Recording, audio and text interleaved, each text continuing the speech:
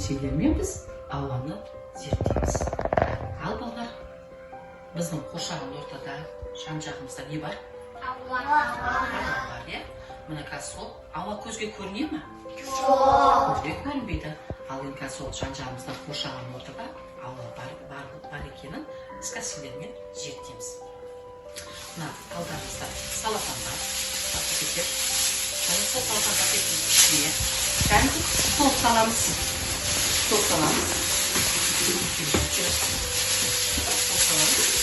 Ал енді бұл салық орнына кейін ауылды мықтылаймыз.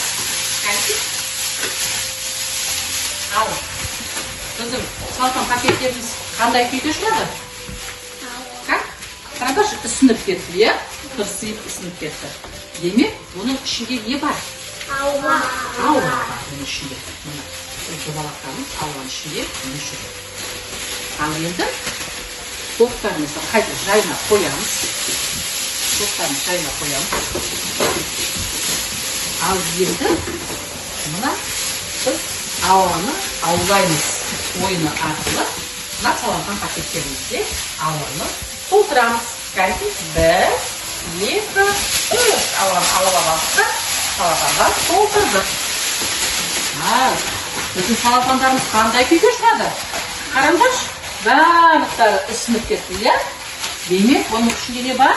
Ауа. Қандай ауаларды біз аулап толтырып алдық ішіне.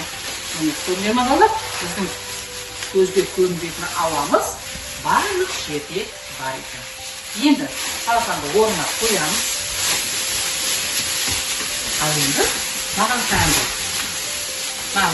Мынау менің қолымдағы шар. Оны мен үрлеп қойдым.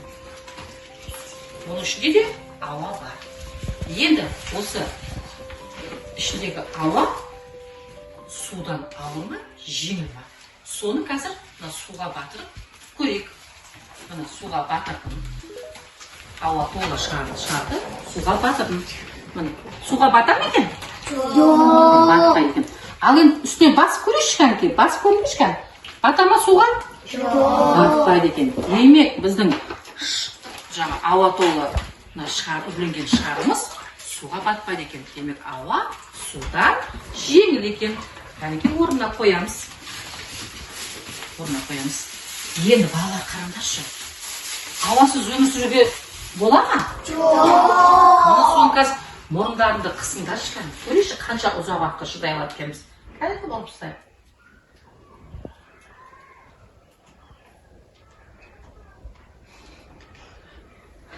Шыдай алмадық, иә? Ұзақ уақыттан үшін ауасыз өмір сүре алмаймыз. Ауасыз бізге өмір сүру өте қиын болады. Сондықтан мына ауаның тағы да қандай жерлері бар екен, біз сендермен тағы да зерттеп көрейік. Алдарында ыдыстарды түтікшемен суды аламыз. Енді ыдысымыздың ішінде бізде су бар. Түтікшемен үрлеп көріңдерші суға қарай. Не шықты сендерде? Көпіршіктер шықты.